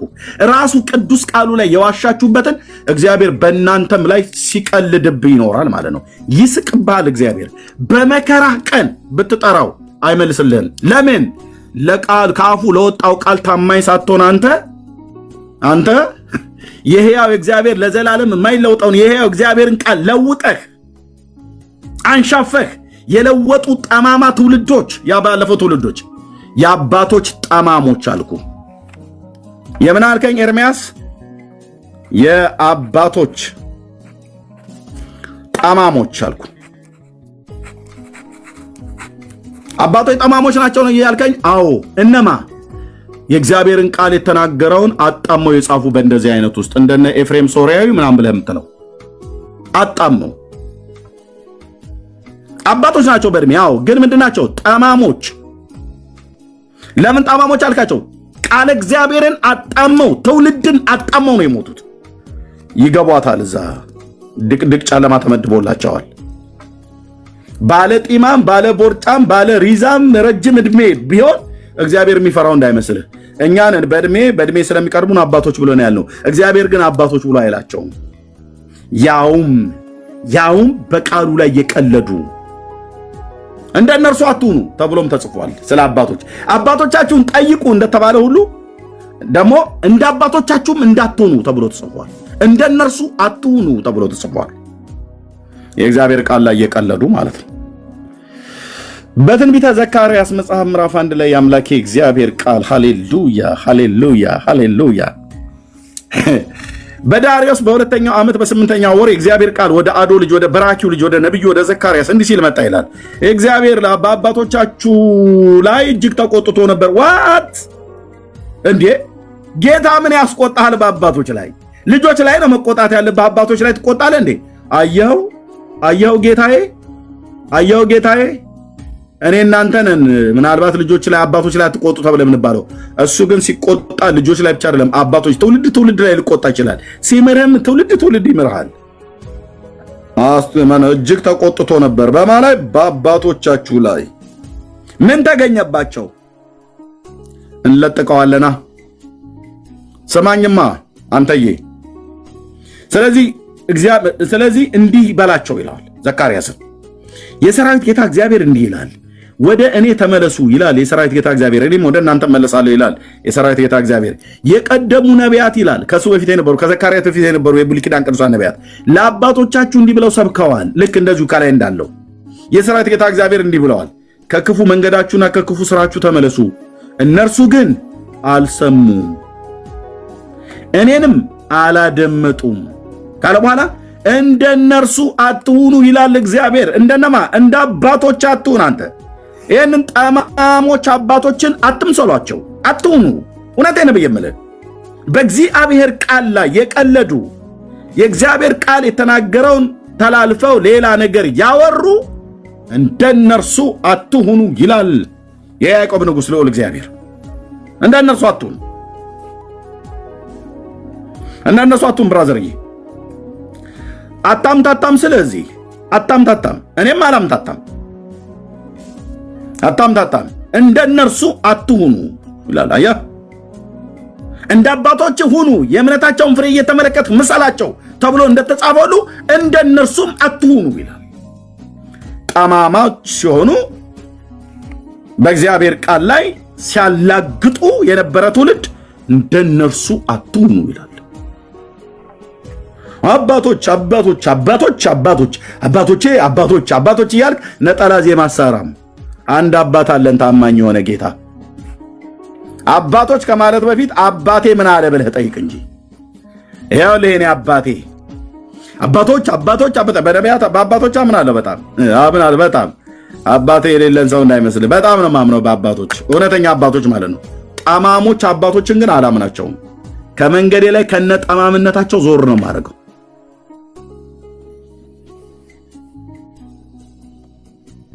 ኦኬ፣ ይኸው አባቴ ምን አለ ነው የሚባለው። መጀመሪያ የሰራዊት ጌታ እግዚአብሔር ምን አለ?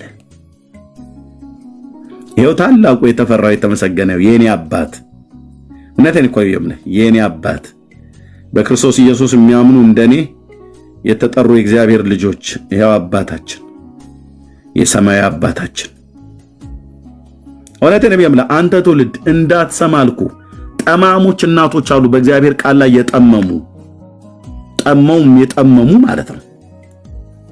እንደ እናትነታቸው እናከብራለን፣ ቡና እንገዛላቸዋለን፣ ጋቢ ምናምን ነገር ገዛ። በእግዚአብሔር ቃል ላይ ግን የጠመሙ ከሆነ እንዳሰማቸው እንደነርሱ አትሁኑ ተብሏል።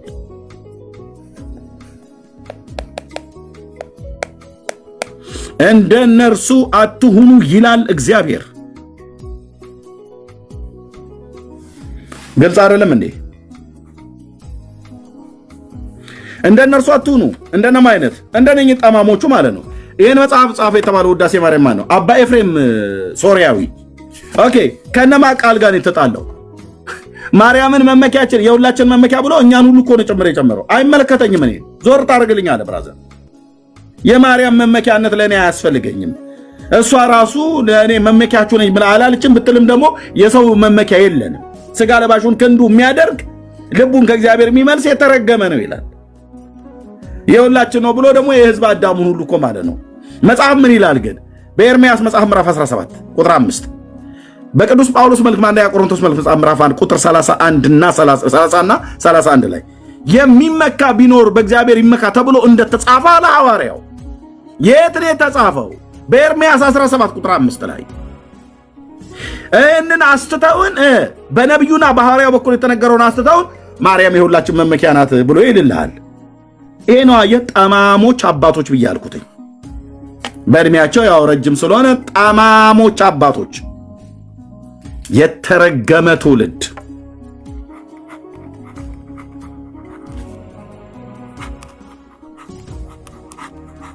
የተረገመ ትውልድ ፍጻሜው ምንድነው? ጥፋት ተቀጥሮላል። የሰራዊት ጌታ ልዑል እግዚአብሔር አምላክ ምስክሬ ነው። ይበቀላችኋል።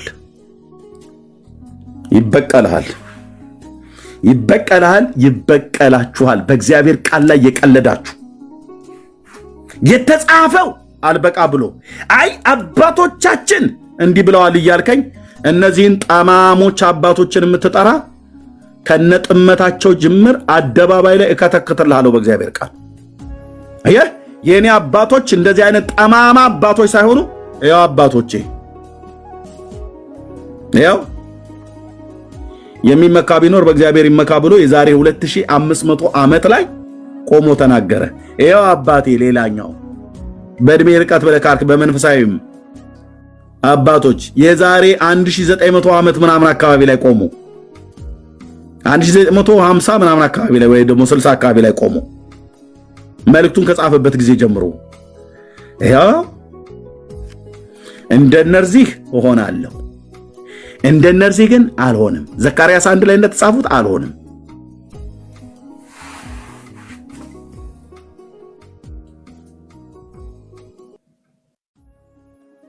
አለቅ ሚና ላይ ምርጫዬ እግዚአብሔር የመረጣቸው ነቢያትና ሐዋርያት እነሱ በተናገሩት ላይ አልኩ ዓለም ባፍጢሙ ይደፋኩ አልኩ። ብራዘር አልሰማም ማለት አልሰማም። ኤርሚያስ ምን ነክቶ ነው? አንዳንድ ጊዜ ክፍተት ስጥ እንጂ መድኃኔ ዓለም ክርስቶስ ሕይወቴን ከኔ ላይ ወሰዳት አልኩ። እነዚህ አባቶቼ ከነገሩኝ ላይ ውጪ ጨምሬ እነግርሃለሁ ብለህ ብትል አልሰማም። እንዳሰማ አንተ ትውልድ እነዚህ አባቶች የነገሩንም ብቻ እንሰማለን። አባ ጊዮርጊስ ዘጋስጫ እንትና ኤፍሬም ሶርያዊ ቅዱስ ያሬድ እንትና የሚባል የተናገሩት እንደ እግዚአብሔር ቃል መሆኑን እንመረምራለን። እንደ እግዚአብሔር ቃል የተናገሩትን እንወስዳለን። እንደ እግዚአብሔር ቃል ያልተናገሩትንስ ወግድ እንለዋለን። ወግድ ነው ማለት ዞር በል ወግድ። አይ አንቺ አባቶች አይ ወረዛ የምን አባቶች ያበ ቀጣፊ አባቶች አሉ፣ ጠማሞች አባቶች አሉ። የሚቀጥፉት በእግዚአብሔር ቃል ላይ ነው የሚዋሹት። ይዋሻሉ ወንድሞች እናቶቼ። የአብርሃም አምላክ ቅዱስ እግዚአብሔር ምስክር ነው። ይዋሻሉ፣ በአምላክ ላይ ይዋሻሉ፣ በእግዚአብሔር ቃል ላይ ይጠማሉ። ጠመው ትውልድን ያጣምማሉ። ግብዞች ናቸው። ወይ እነሱ አይገቡ ወይ የሚገቡትን አታስገቡ ብሎ እንዳላቸው ማለት ነው። መንግስተ ሰማያትን በትውልድ ላይ ይዘጋሉ። አባቶች እኮ የተባሉ ናቸው ፈሪሳውያንና ሰዱቃውያን የተባሉት። የእውቀትን መክፈቻ ስለወሰዳችሁ ወይ እናንተ አትገቡ ወይ የሚገቡትን አታስገቡ። የእውቀትን መክፈቻ ማለት ምን ማለት ነው ታውቃለህ? የቃሉ ትርጓሜ ማለት ነው።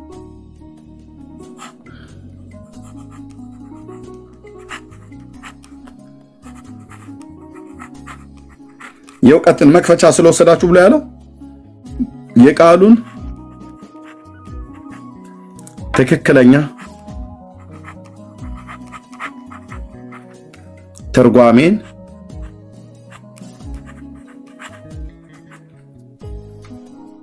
የሚያጠፉ ማለት ነው። ወትፍትፍትፍትፍትፍትፍትፍ አድርገው እንዳይገባ አድርገው ይጀምሩትና ሙንጨርጨርጨርጨርጨር ሙሉ የቱ ጋር መሆኑን እስከማታውቅ የቱ ጋር ጀምሮ የቱ ጋር እንደጨረሰ እስከማታውቅ ድረስ እንደዚህ አድርገው ውስብስብ ያደርጉብሃል። የተጻፈው እኮ ግልጽ ነው። የተጻፈው ግልጽ ሆኖ ሳለ እነሱ በትርጓሜ ሄደው ማለት ነው። ግማራ፣ ታልሙድ፣ እንትና ሚሽና በዚህ ወጥቶ ዞአር የፈሪሳውያንና የሰዱቃውያን ውድቀት እስራኤልን ከመሲሁ ያሳቱ ጌታችን የተናገራቸው የእውቀትን መክፈቻ ስለምትወስዱ ወዮላችሁ አላቸው። ወዮላችሁ። የእውቀት መክፈቻ ማለት የቃሉን ትክክለኛ ትርጓሜን ወሰዱት ከትውልዱ ላይ ማለት አጠፉበት እና እንደዚህ ሙንጨርጨርጨርጨርጨርጨር በቃ ምንም የቱ ጋር ነው አሁን የጀመርኩት የቱ ጋር ነው ያቆምኩት ትለየዋለህ ይሄንን አትለየውም። እንደዚህ ያደርጉታል ቃሉ ማለት ነው።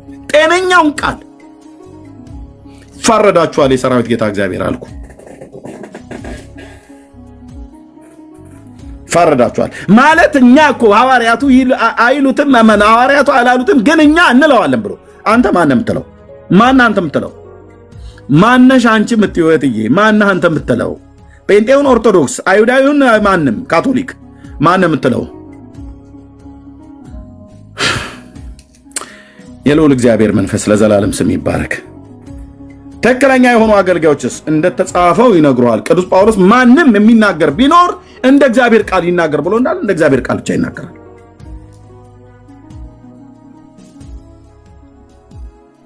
እንዲህ አድርገው ሁሉን ያጠፉብሃል። ምን አሉ?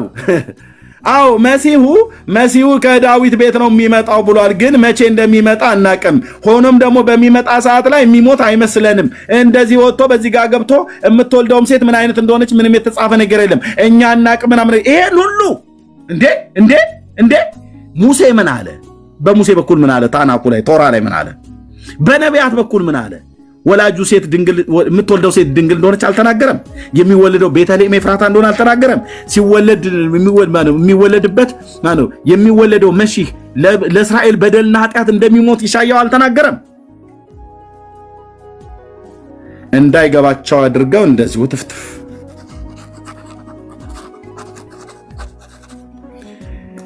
አቤት እዚህ ውስጥ ይኸውልህ ስንት ተረት ይጨምሩበታል። ቃሉ እኮ ብሎ የሚለው ኢየሱስ ያድናል ይሆናል። ይሄኔ ቃሉ ብሎ የሚለው ኢየሱስ ጌታዬ ስም ይባረክ የኔ አባት ኢየሱስ ያድናል ይሆናል። ይሄኔ የተጻፈው ቃል ይሄ ነው። ኢየሱስ ያድናል ማለት ይሉና ይጀምሩላል። አተላቸውን ሊደፉበት ማለት ነው። በጤነኛ ትርጓሜ አይተረጉሙልን። ኢየሱስ ያድናል ማለት በቅኖቹ ሲናገር ኢየሱስ ያድናል ማለት ኢየሱስ ያድናል ማለት ነው ብሎ ይተረጉሙላል። እውነታው አይ ኢየሱስ ያድናል ማለት በመጀመሪያ ሲትርጉሙ ምንድነው ይለዋል። እሺ መዝገበ ቃላት ላይ ታያዋለህ። እሱ ማለት እኮ ያድናል ማለት አንዳንዴ በዛ ወጥቶ በዚህ ገብቶ አባቶቻችን አምልተው አስፍተው የቀረበውን የራቀውን አቅርበው የቀረበውን አምልተው አስፍተው በእንደዚህ አይነት በትርጓሜ አድርገው በዚህ ወጥቶ በዚህ ገብቶ እንትን ብሎ እና ከዛ በእናቱ በኩል አድርጎ ከዛ ደግሞ እናቱን በኩል እንደዚህ በቃ እነዚህ ነው የሚያደርጉት። ቃሉ እኮ ቀጥታ የተጻፈው ይሄን ነው። ይሄ ጠማማና ገልበጥባጣ ትውልድ ንስሐ ነው መግባት ያለብህ።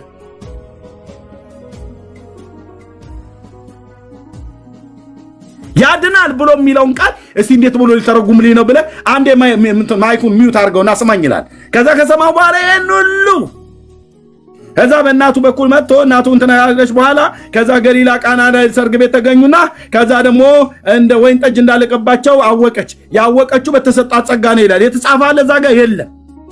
በተሰጣት ጸጋ አወቀች ብሎ የሚል የለም። ከዛ እና ደግሞ አውቃ በህሊናዋ አውቃ በልቧ አውቃ መድኃኒዓለም ልብህን ያጥፋዋል ልህም ብራዘር። የቱ ጋር ነው በልቧ ያወቀችው? የቱ ጋር ነው በልቧ ያወቀችው? እኛ ኪዳኑ አይፈቅድልንም አንራገምም። ግን የቱ ጋር ነው በልቧ ያወቀች ብሎ የሚለው?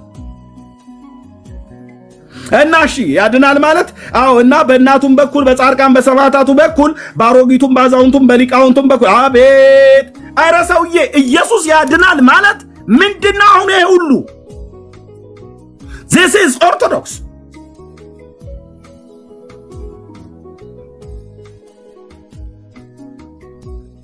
እታለምዬ ኢየሱስ ያድናል ማለት ነው። አጭርና ግልጽ መረረሽም ጣፈጠሽም እግትሻለሁ ማለት መረረህም ጣፈጠህም ኢየሱስ ያድናል ማለት ነው። ከምንድን ነው የሚያድነው ከሆነ እንነጋገራለን። ከነፍስም ከስጋም ለነፍስም ለስጋም መድኃኒት ነው። ሁለንተናህን ያድናል። ሃሌሉያ ስሙ ይባረክ። ሃይማኖተኞች እንደዚህ ያደርጉ ባለቅ። አሁን የቱ ጋር ነው የጀመርኩት? እስኪ ፍታው ራሄና እና ሲያውን ይሄንን ቀደም እስክሪፕቶ መስመሩ በሄደበት በኩል እስኪ መስመሩን አሳየኝ። እንደ ሹራብ ክር እስኪ ያውጣው መዘ የቱ ጋር እንደጀመርኩት የቱ ጋር እንዳወጣሁት አሁን ይሄን ለይተህ እንደዚህ ቀጥ አድርገህ እንደዚህ አሳየኝ ብዬ ብልህ እንደዚህ እንደተሰመረው እንደዚህ ቀጥ አድርገህ ይሄንን እዚህ ያው ትፍትፍ ያለውን አሳየኝ እንደዚህ ቀጥ አድርገህ ብዬ ብልህ አታወጣውም። እንኳን አንተ እኔም አላወጣውም። ትውልዱ ላይ የቃሉን ትርጉም እንደዚህ አድርገው ታጥፍተው ሄዱ። እነዚህ አባቶች ናቸው ግን ጠማሞች።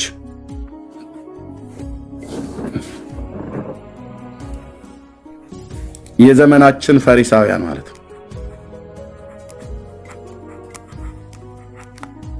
የነካው የእግዚአብሔርን ቃል ክብር እስከሆነ ድረስ ዝም ብሎ ማለፍ የሚባል ነገር የለም። ሕይወቴን ከኔ ላይ ውሰዳት አልኩ ጌታዬ። የማገለግለው በሱ መንፈስ ነው። ስለዚህ እግዚአብሔር ቃል ላይ አትቀልዱ። ስጋ ለባሽን እንዲህ ይሏቸዋል። የቀድሞውን እርግማን አጥፍቶልናልና ኢየሱስ የት ውዳሴ ማርያም የሰኞ ወሰጠጠ መጽሐፈ ዳሆሙ እያልን ስንል ነበር። ኦኬ ኤርሚያስ ጉድህን መቻየ ያኔ አንተ እዛ ዝም ብለህ ገረገራ ጥግ ተለጥፈህ ታቀላል። ዝም ብዬ ነበር የምሄደው። ወሰጠጠ መጽሐፈ ዳሆሙ ነው። ውዳሴ ያለ እግዝእትነ ማርያም ድንግል ወላዲተ አምላክ ዘይትነበብ በዕለተ ሰኑይ ፈቀደ እግዚእ አግዞ ለአዳም እያልን ማለት ነው። ወይኔ ኤርሚሻ ጉድህን አላወቅም። አሁን ጌታ ደርሶልን እንደዚህ ብለህ የምትለው ስጨናበስልህ አልኩ እዛ ቁጭ ብዬ እና የቀድሞውን እርግማን አጥፍቶልናል በሞቱ ማለት ነው። አዎ እሰየው ጌታዬ። አዳምና ሔዋንን ነፃ አደረጋቸው። ልክ ነው። ነፃ አድራጊው እሱ ነው። ነፃ አድራጊው እሱ ነው። ብራዘርዬ በነፃነት ልንኖር ክርስቶስ ነፃነትን አወጣን ይላል ገላትያ መጽሐፍ ምዕራፍ 5 ላይ። ግልጽ አይደለም እንዴ? ግልጽ ነው። ነፃ አውጪው ነፃ አወጣን። የቀደመውን ደብዳቤያቸውን ቀደደላቸው ይላል። የዕዳ ደብዳቤ የተባለው ማለት ነው። ቆላስያስ ላይ ከመንገድ ጠርቆ አስወገደው ይላል። ሃሌሉያ። በስጋው መገረፍ በኩል ቀደደው ይላል ማለት ነው። በእኛ ላይ የሚቃወምን የትእዛዛትን ሕግ ሁሉ ሽሮ በመካከል ያለውን የጥልን ግድግዳ በስጋው መድኃኔ ዓለም ስም ይባረክ አፈረሰው ይላል። ኦኬ ቴንክ ዩ ሃሌሉያ ብለን ሳንጨርስ ይመጣልሃል የጭቃ ዝናቡን የጭቃ ጅራፉን የሐሙስ ውዳሴ ማርያም ላይ። እሺ የቀድሞውን ለሱ የተነገረውን የቀድሞውን ለማርያም እርግማን አጥፍቶልናል። በእርሷ የጠፋልን ሰርዛት ሰርዝ። በእርሷ የሚባል ነገር የለም። ሰርዝ ብራዘር፣ ሰርዝ የለም። በእርሱ ነው የጠፋልን። እርሱም እርሷ ማጥፊ አይደሉም። እርሱም መርገም ሻሪ፣ እሷም መርገም ሻሪ። እሱም መርገምን የሚያጠፋ፣ እሷም መርገምን የምታጠፋ። እሱም ሙታንን አስነስታ ይላል፣ እሷም ሙታንን አስነሳች ይላል። መጽሐፈ ሰዓታት። እንዴት ነው ግን ኤርሚያስ የምታወራው አንተኝ? መጽሐፈ ሰዓታት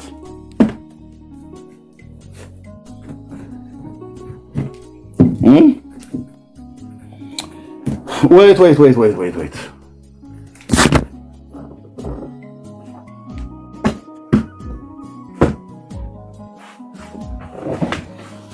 እሱም ሞትን አስነሳ፣ እሷም ሞትን አስነሳች።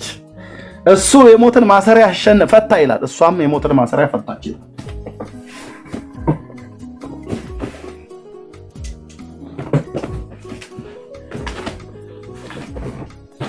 ኦኬ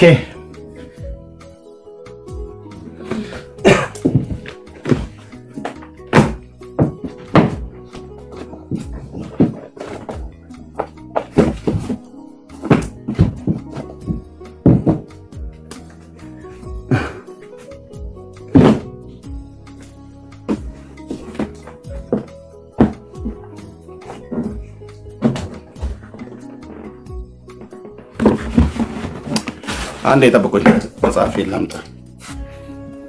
ወንድ ብለት እስከዛ ካለ ድምፅ አሰማ።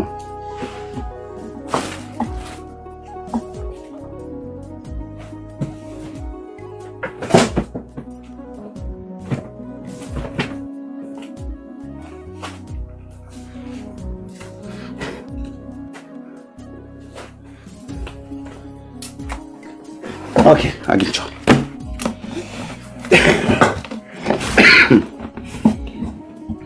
እቺን ተናግሬ እጨርሳለሁ። ወንድሞች እናቶች፣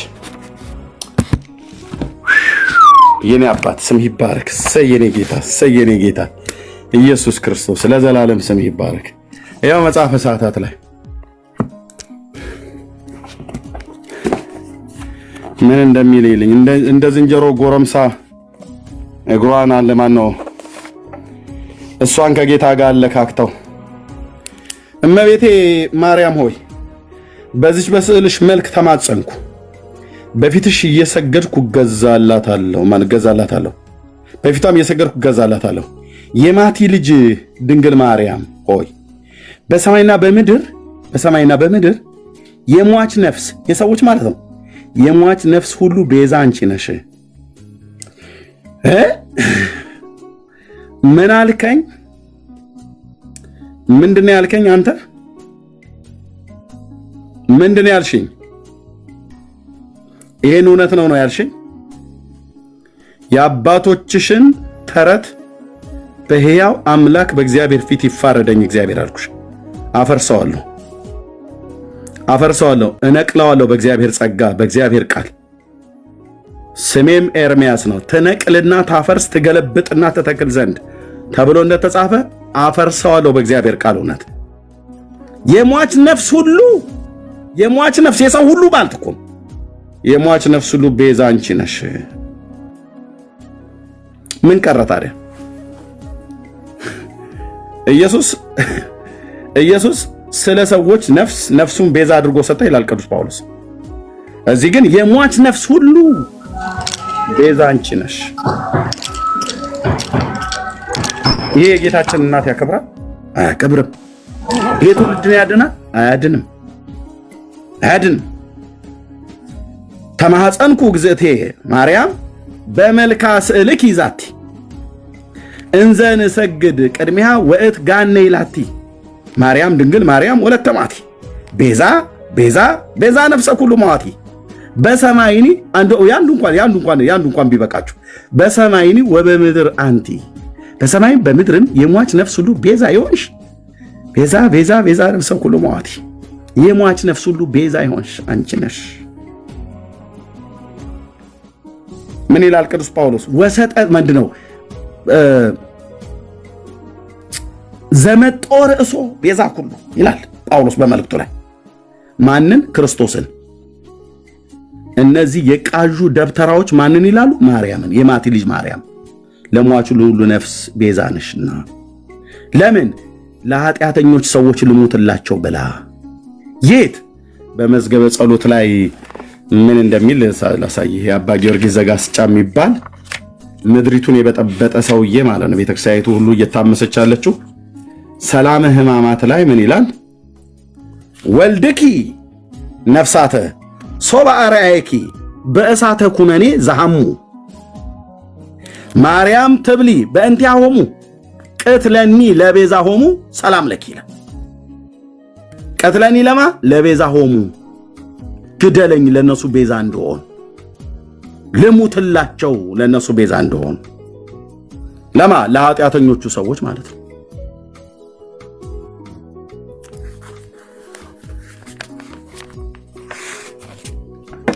ይፋረደኛል እኮ የኤልያስ አምላክ እግዚአብሔር ምስክሬ።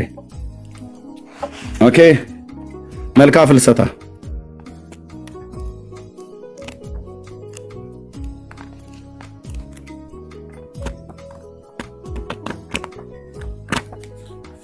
መልካ ፍልሰታ ላይ የባሰውን ከፍል አድርግላ። ሰላም ለፍልሰተ ስጋኪ ስቡሐ ዘተሰባ እምነ ፀሐይ ወወርህ ስነ ስርዓቲው አብራ እንበለኪ ድንግል ወእንበለ ወልድኪ በኩረ ፍስሐ አልቦ ለሞት ማዕሰሪው ዘፈታ ወሙታነ ዘሲኦል አንቃ ይላል። አሁን እቺ አማርኛዋ ባትተረጎምና ዝም ብዬ ብል ምን እንደምትለው ኦርቶዶክሳዊ አሜን አሜን አሜን አሜን አሜን አሜን ቃልዮት ያሰማልን በእድሜ በጤና ይጠብቅልን። በቃ ይኸው ነው የሚባለው። ትርጉም የለም። ምላ አሜን ብለህ ትመጣለህ ማለት ነው። ትርጉም ያሻዋል ማለት ነው። ሃይማኖተኞች ቋንቋውን ነው የሚደበቁት በግዕዝና በአረብኛ። እኛም ጋር ያለ ቃሉን ታስተምራለህ፣ እኛ ጋር ያላችሁ አስተምሩ። ልሳን ውስጥ አትደበቅ። ልሳን ስጦታ ነው። በደንብ ይሄ እዚህ የሚያወራ ሰውዬ በደንብ በልሳን እጸልያለሁ። አይ ስለሰጠኝ መንፈስ ቅዱስ ስለሰጠኝ እምጸልየው በቤቴና በቤተ ክርስቲያን ነው። መድረክ ስንሰጥህ ማይክ ስትይዝ ምንም የማይተረጎም ልሳን መድረኩ ላይ ዝም ብለህ አትጮህብን። በጌታ የሆንከው ወንድሜ፣ በጌታ የሆንሽው እህቴ መድረኩ ሲሰጣችሁ የተገለጠውን የእግዚአብሔርን ቃል ተናገሩ። የሚተረጎምን ከሆነ ተናገር በጉባኤ፣ ካልሆነ እዛው ጉባኤ ሆነ ሌሎችን በማይረብሽ ለአንተና ለራስህ ለእግዚአብሔር ጸልይ ነው የተባልከው። ጉባኤ ውስጥ ሆናችሁ ትንቢት ጸሎት ልሳን አትናገሩ አላልኩም። ሌላውን በማይረብሽ መልክ ተናገር። እኔም ይሄው የመድኃኔዓለም ባሪያ እጸልያለሁ አልኩ በልሳን። እውነቴን እኮ ብዬምልህ እና በልሳን ውስጥ አትደበቅ ነው ብዬምለው። እነኛ በአረብኛ ቋንቋ ውስጥ ተደብቀው ነው ይነግሯቸዋል። ምን እንዳሉ ራሱ አይሰሙም። እዚህም ደግሞ ዘመድ ጦር እሶ ቤዛ ኩሉ ብሎ የሚለው ምን ማለት እንደሆነ እንኳን አይተረጎምም። እሺ ተነበበ። ምስጋና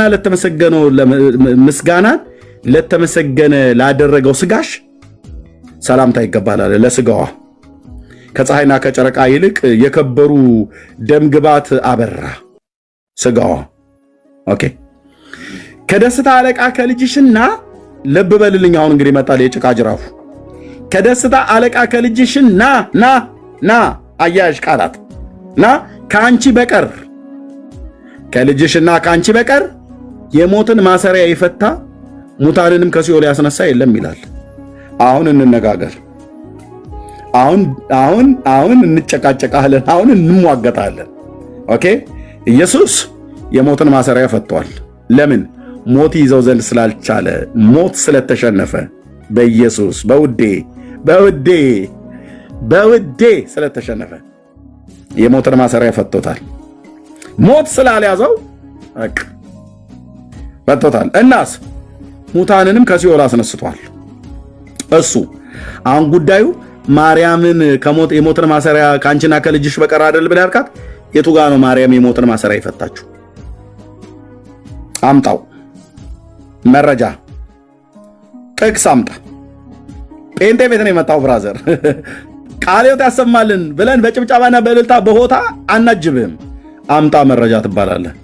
ማርያም የቱ ጋ ነው የሞትን ማሰሪያ ፈታች ብሎ የሚለው? ማርያም የቱ ጋ ነው ከሙታን ሲኦልን አስነሳች ብሎ የሚለው? ይኸው እኮ ከሙታን ሲኦልን ያስነሳ የለም ይላል። ማናማ የሞትን ማሰሪያ የፈታ ሙታንም ከሲኦል ያስነሳ ከአንቺና ከልጅሽ በቀር የለም እያሉ እኮ ነው። ዋት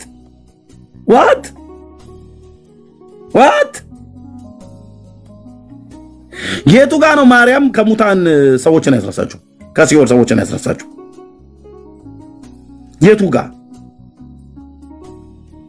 የቱ ጋ ነው ማርያም የሞትን ማሰሪያ የፈታችሁ?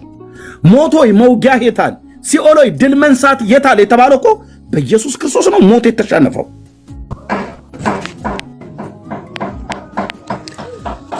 እሺ ይሰማል? ሚዩት አድርገው። ይሰማል። ይሄ የተረገመ ትምህርት ነው ወንድሞች እናቶች። ከፈጣሪ እኩል ፈጣሪን የሚያለካካ ከልጅሽና ከአንቺ በቀር የሞትን ማሰሪያ የፈታ የለም። እሷ የቱ ጋር የሞትን ማሰሪያ የፈታችሁ? የትኛው መጽሐፍት ላይ? ያው አንድ የምትዋሹት ውሸት አለ። ማርያምን ከሙታን አስነሳት ብሎ ማጻፈ ማንም መረጃ አምጡ። የለም። ታሪኩ የት ነው የሚገኘው? በስንክሳር መጽሐፍ ተጽፎ የተገኘ። ስንክሳር ማለት ምን ማለት ነው? ጥርቅምቅም የሰው ልክ አያውቅም እንደሚባለው አይነት ማለት ነው። ጥርቅምቅም የመጽሐፍ ቅዱስን ልክ አያውቅም። የመጽሐፍ ቅዱሱ ልክ የእግዚአብሔር ልጅ የዳዊት ልጅ ከድንግል የተወለደው መድኃኒታችን ኢየሱስ ክርስቶስ የሞትን ማሰሪያ ፈቷል። ሙታንን ከሲኦል አስነስቷል። የኃጢአት ስርየትን ሰጥቷል። ለሰው ልጆች ቤዛ ሆኖ ነፍሱን ሰጥቷል። ማርያምስ አልሰጠችም ነፍሷን ለሰው ልጆች። ማርያምስ የሞትን ማሰሪያ አልፈታችም። ማርያምስ ሙታንን አላስነሳችም። ማርያምስ የዓለም ቤዛ አይደለችም። ማርያምስ አታማልድም። ማርያምስ ከሙታን አልተነሳችም። ማርያምስ አላረገችም። ይሄ ሁሉ አንዲቱንም ጥቅስ ከመጽሐፍ ቅዱስ ላይ ካሳዩኝ የአገሬ ገበሬ ሲምል ከምላሴ ጸጉር ይነቀል ይላል። አንዲትም ከሙታን ተነስታለች፣ አርጋለች፣ ቤዛ ናት፣ ታማልዳለች፣ ልጅ ትሰጣለች፣ ሁሉን ታውቃለች፣ በሷ የኃጢአት ስርየት የተፈታው የኃጢአት ስርየት የምታገኘው የሞትን ማሰሪያ የፈታች እሷ ናት፣ ሲኦል ሙታን ከሲኦል ያነቃች እሷ ነች። አንዲትም ጥቅስ የላቸውም። ካለው እጠብቃለሁ። ቴንክ ዩ ንስር እንኳን ደህና መጣ። ከታች አስገባኝ እያልከ ነበር። እኔ ስላልቻልኩ ገባ። እሺ እንዴት ነህ? ማይክን ክፈተውና አውራኝ። አውራኝ ቶሎ ፍታና ብራዘር። እሺ ከየት ቤተ እምነት ነው? ከየት ቤተ እምነት ነው? ከኦርቶዶክስ ተዋሕዶ። አገልጋይ ነው? ኦርቶዶክስ ተዋሕዶ። እሺ አገልጋይ ነው? አይደለም። እሺ አላረገችም አልክ? እሺ አልወለደችም ብራዘር። አልወለደችውምና እሱን ሄደህ እናትህን ጠይቃቸው። እናትህ እራሱ ይነግሩሃል። እንኳን እኔ እናትህን ጠይቃቸው፣ ማሚን ጠይቃቸው። መናገር ብቻ ሳይሆን ማዳመጥ ነው። ዝም ብሎ መለፍለፍ እኮ ጥቅም የለውም። በል አሁን በጊዜ ምሳህን በልተሃል። ከብቶቹን ሰብስብ። እሺ ከብቶቹን ሰብስብ፣ ወይ ደግሞ ስጥ፣ ጠብቅ። ቁጭ ብለህ ለመወያየት አቅም ሲኖር ትመጣለህ። አልወለደችው ማሚን ጠይቃቸው። እናትህ ይነግሩሃል። የአንድዬ እናቴ መድኃኔዓለም እያሉ ይሉልሃል። በቃ በእሳቸው በኩል የኔ መልስ ይመለስልሃል። ኦኬ ወንድሞች እናቶች፣ ስለዚህ እናገንሻለን ወይ ከፍ ከፍ እናደርግሻለን አይባልም። ይቅርታሽ ለሁላችን ይሆን ዘንድ አላሉ። ይቅርታ ከእግዚአብሔር ዘንድ ነው ብራዘር። ምሕረት እኮ ማለት ነው ይቅርታ። የቀድሞ እርግማን በእርሱ አጠፋልን፣ የሁላችን መመኪያ ናት ብሎ የሚል ትምህርት የተረገመ ትምህርት ነው። መመኪያዬ ኢየሱስ፣ የቀድሞ እርግማን የሚያጠፋልኝ እሱ፣ ይቅርታና ቸርነትንም አድራጊ እሱ፣ ከአመድ ከትቢያ አንስቶ ከፍ ከፍ የሚያደርግ እሱ፣ ነፃ አድራጊው እሱ፣ የሞትን ደብዳቤያችን የቀደደ እሱ፣ የቀድሞ እርግማናችን ያጠፋልን እሱ፣ ልጆች ያደረገን እሱ፣ የኃጢአት ስርየትን የሰጠን እሱ። ማን ይባላል ስሙ? ኢየሱስ። ኢየሱስ እየሰማኸኝ ነው ወንድሜ? አናደድኩ ውስጥህ እርር ድብና አለ አይደል? በቃ እሱ የወንጌሉ ጠባይ ነው። መድኃኒት እኮ ሲገባ እንደዛ ነው የሚያደርገው። ኮሶ በጥብጠው ሲሰጡን ዶሮ ማታ እየተባለ አይባልልም። እንደ በሶ እንደዚህ መታ አድርገው ይሰጡሃል ማለት ነው። ተጠጣታለህ የግድ ካልሆነስ ያው የኮሶ ትሉ አናተ ላይ ወጥቶ ይገላሃላ እና ብትሞትስ መሬት